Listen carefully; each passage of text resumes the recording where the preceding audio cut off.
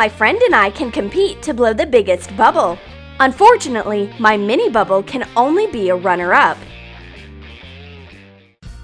Reese's candy is very delicious, but very small. Just a few bites and there is no candy left. We can't taste the chocolate candy properly. But the candy gods can hear our prayers. They give us a giant Reese's.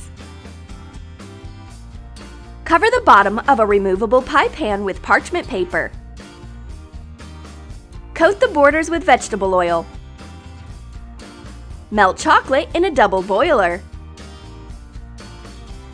Pour it into the pan, covering the walls. Let it harden.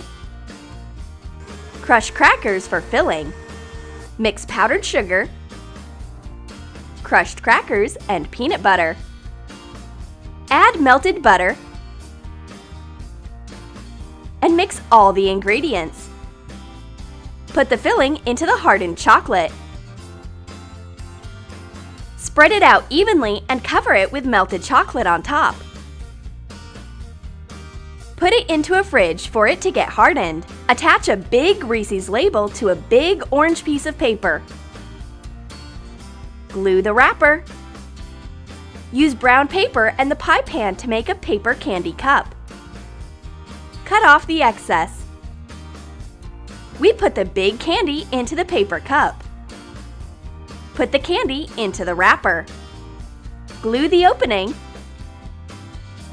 and cut the edges to make a zigzag. Wow! It's gorgeous! We eat it heartily. Yummy! But all good things come to an end. It doesn't matter how gigantic a candy is, we will cope with it anyway. We adore Snickers! This is exactly what we need today. It's so big! You can share it with your friend.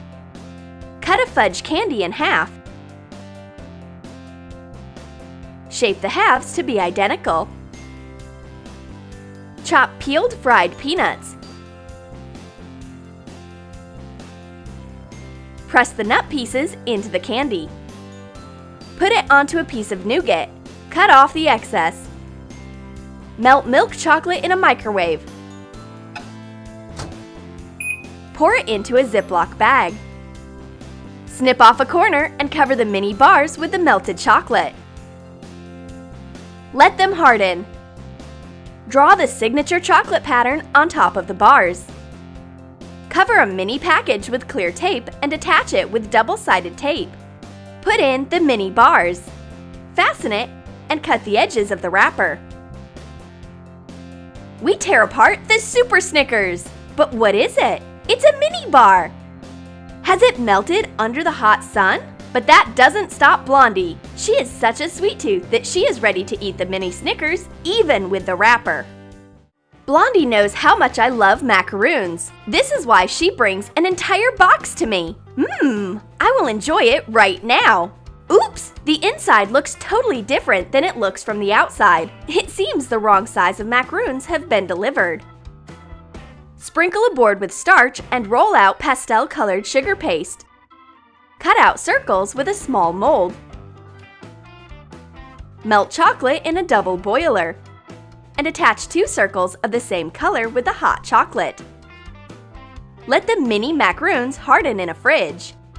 Although small, the baby macaroons are very delicious. Blondie thinks it's a rare delicacy, and this is why the size is so small. Apparently, this is the way molecular gastronomy looks like. The blue-eyed girl is a real magician. She makes a regular fruit Tic Tac small with a slight movement of her hand.